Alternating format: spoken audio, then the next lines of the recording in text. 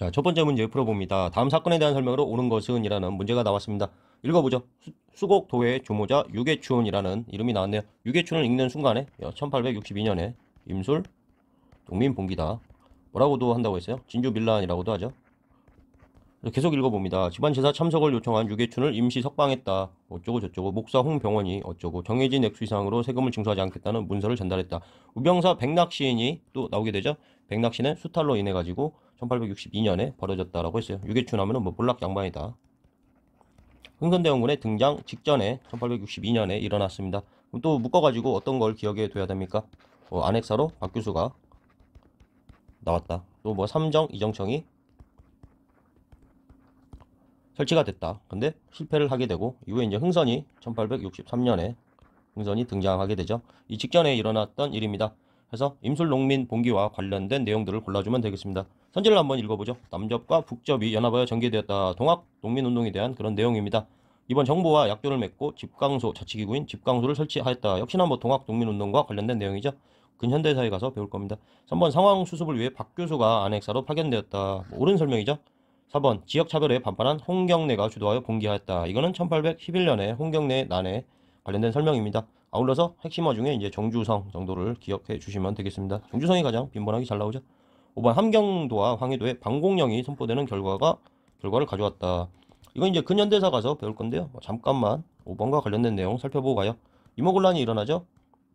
임제상 해가지고 뭐 재물포조약이나 상민수륙부역 장정 같은 게 일어나게 됩니다. 1882년에 이모곤란이 일어나게 되고 그 결과로 뭐 일본 같은 경우에 간행이정이라고 해서 돌아다닐 수 있는 거리가 이제 확대가 돼요. 확대가 되다 보니까 이 이후에는 이모곤란 이후에는 청하고 일본의 상인들이 내지를 돌아다니면서 경쟁을 하게 됩니다. 그 결과로 곡물값이 폭등을 하게 되죠. 이래서 이제 방공령을 1889년부터 반포를 뭐 여러 차례 하게 되는데 결과적으로는 이제 돈만 물어주는 그런 결과죠.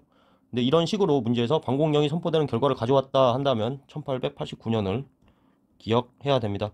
방공령 그럼 1889년부터 몇 차례가 좀 선포되었다 이렇게 기억하면 됩니다. 이거 이제 뒤에 가서 배울 그런 내용이에요. 전혀 어렵지 않습니다.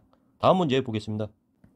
자, 문제 읽어보죠. 가사건에 대한 설명으로 옳은 것은 이라는 문제가 나왔어요. 사학징의는 1801년에 순조 때 일어난 땡땡땡의 진행 과정을 기록한 책이다. 형조와 포조청 등 정부 측 기록을 수집하여 정리한 이 책에는 정순왕후의 이때 수렴청정을 하게 되죠. 순조가 너무 어리니까 정순왕후의 명령에 따라 사학 죄인들을 문추한 내용들이 수록되어 있다. 사학이라는 게 뭐야?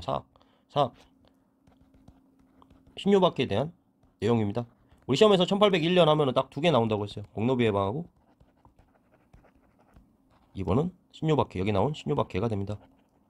자, 신유박해 하게 되면 신해박해하고 구별하자고 했어요. 신해박해는 정조 때고 신유박해는 순조 때다.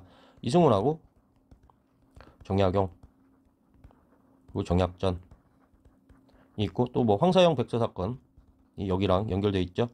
황사영 백서. 선지 읽어봅니다. 1번 정렬입 모반 사건의 계기가 되었다. 너무나 엉뚱한 내용이 되었죠. 뭐 모반 사건의 계기가 되었다 하게 되면 대동계라고 봐야 하나?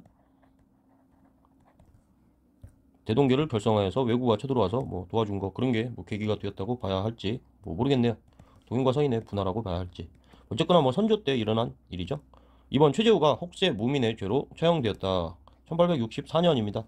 1860년도에 1860에 최재우가 동학을 만들죠. 누가 딱 등장해요. 강력한 사람이 등장하죠. 흥선이 등장하게 됩니다. 1863년. 그 이후에 이제 가장 처음 있던 일로 1864년에 혹세 무민의 죄, 막 사람들의 정신을 어지럽히고 세상을 어지럽혔다 해가지고 최재우가 처형되죠. 자, 3번 읽어봅니다. 홍경래 등의 봉기로 정주성이 점령되었다. 1811년에 일어났던 홍경래의 난이죠. 핵심어가 뭐가 나왔어요? 정주성 이런 게 나왔고 홍경래 둘 다 핵심어가 나왔네요. 서북인에 대한 지역 차별을 원인으로 해가지고 몰락양반 홍경래가 일으켰습니다. 4번 이승훈, 정약용 등이 연루되어 처벌되었다. 뭐 4번이 옳은 설명이 되죠. 신유박해. 5번 사건의 수습을 위해 박 교수가 안핵사로 파견되었다 하게 되면은 1862년에 임술, 농민봉기, 진주밀란이 되죠. 세도정치기에 나오는 이런 문제들이 몇 개가 정해져 있습니다. 뭐 1860 최대우 동학 64년에 처형됐다 이런 내용을 뭐 이렇게 외우는 거를 싫어하지 말고 적극적으로 외워주면은 그렇게까지 많지 않아요. 반복되기 때문에 특히나 한능검에서는 반복되기 때문에 외우려고 맘먹으면 그렇게 많지 않습니다. 다음 문제 보죠. 자, 문제 읽어봅니다. 밑줄근 별난에 대한 설명으로 옳은 것은 경상도 안핵사 박규수가 아래 옵니다. 하면 뭐 벌써 딱 알아야죠. 1862년에 임술 농민 봉기다. 진주 밀란이라고도 부른다. 몰락 양반 유계춘이 일으켰다. 어디에 반해서 일으켰냐? 백낙신의 탐욕에 대해서 일으켰다. 박규수, 유계춘, 그리고 뭐 삼정 이정청, 이렇게 뭐 세트로 나오죠. 이 중에 뭐 한두 개 던져주고 나머지 한두 개를 고르세요. 이런 형태로 나옵니다. 전 경상우병사 백낙신 나오네요. 탐욕을 부려 수탈하였기 때문입니다. 이 별난에 대한 설명으로 옳은 거를 고르세요. 일본 홍경래가 주도하였다. 1811년에 지역차별을 근거로 일어난 홍경래의 난 이적 정주성까지 기억을 해두자. 이번 청군이 파병되는 결과를 가져왔다. 뭐 이모군란 같은 거죠.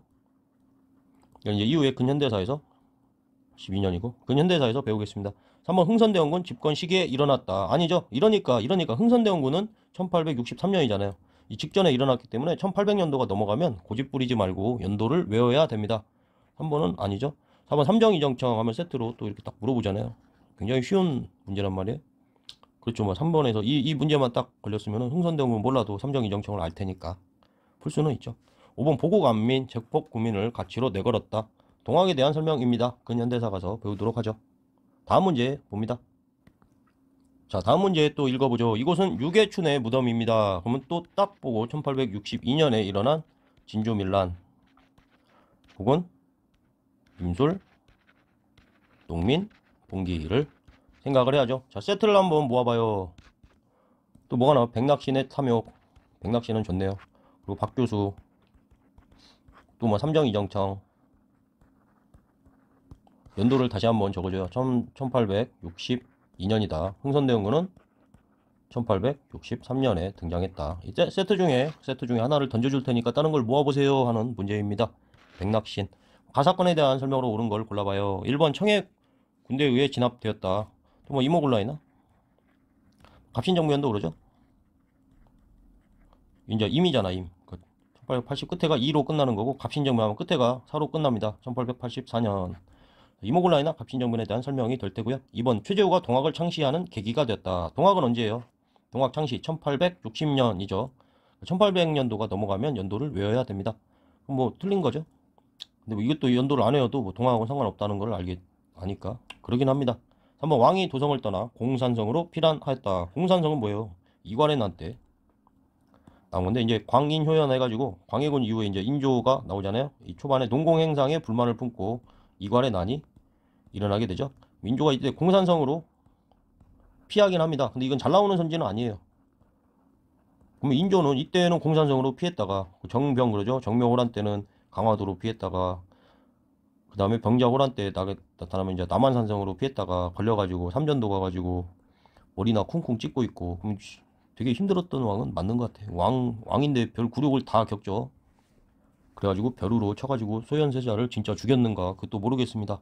이정야 왕인데 악받쳐 있을 것 같아. 이렇게 다 겪으면.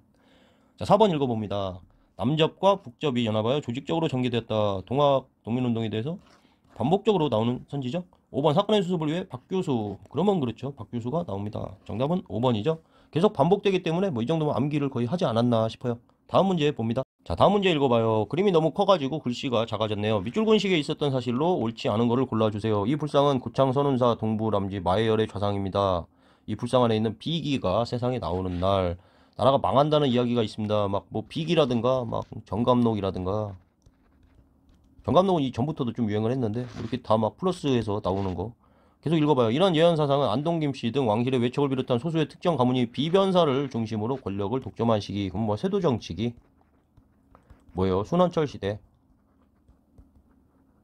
사회상 정도 물어보는 것 같은데 이때 있었던 사실로 옳지 않은 거를 물어보는 그런 문제입니다. 한번 선지를 읽어봐요.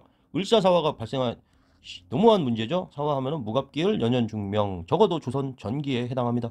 2번 홍경래가 난을 일으켰다. 1811년이죠. 아울러서 정주성까지 기억을 해놓자. 3번 삼정이정청이 설치되었다. 1862년에 진주밀란 임술 농민 봉기가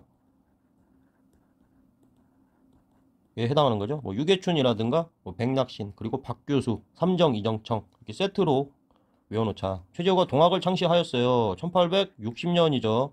5번 이항선이 나타나 통상을 요구하였어요. 1823년인데 이건 그냥 뭐 연도까지는 필요 없고, 영국의 로드 암허스트가 영국 배에 최초로 기록된 그런 책이라고, 그런 책이 아니라 그런 배라고 합니다.